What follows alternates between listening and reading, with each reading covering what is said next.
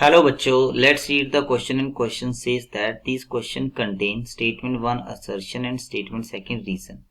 First है statement 1 is true, statement 2 is true, statement 2 is correct explanation for statement 1.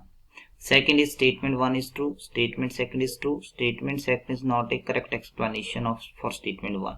Third is statement 1 is true, statement 2 is false, statement 1 is false, statement 2 is true. देखिए यहाँ पे statement 1 दिया हुआ है, no two electrons in an atom can have the same values of 4 quantum numbers because no two electrons in an atom can be simultaneously in the same shell, same subshell, same orbital and have a same spin.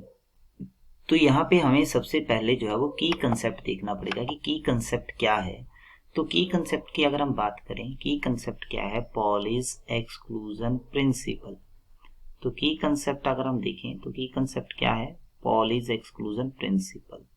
तो यहाँ पे हम देखते हैं कि Pauli's exclusion principle क्या है, क्या ये स्टेटमेंट देता है. तो देखिए पॉलीज एक्सक्लूजन जो प्रिंसिपल आपके पास है, ये आपके पास क्या बोलता है कि हमारे पास क्या हो सकता है. देखिए यहाँ पे क्या हो सकता है, जो एक ऑर्बिटल में जो इलेक्ट्रॉन प्रेजेंट हैं वो सारे की सारी वैल्यू जो है वो सेम क्वांटम नंबर की नहीं हो सकती है. ठीक है, तो हम बोलते हैं no two electrons in an atoms can have same values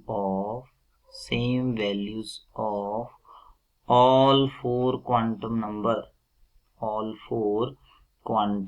numbers.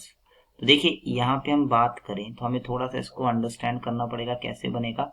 जैसे मान लीजिए हमारे पास n का वैल्यू जो है वो आपके पास जो है 1 हो सकता है, तो L का वैल्यू इसके लिए 0 हो सकता है. ML का वैल्यू क्या होगा आपके पास जो है वो 0 हो सकता है.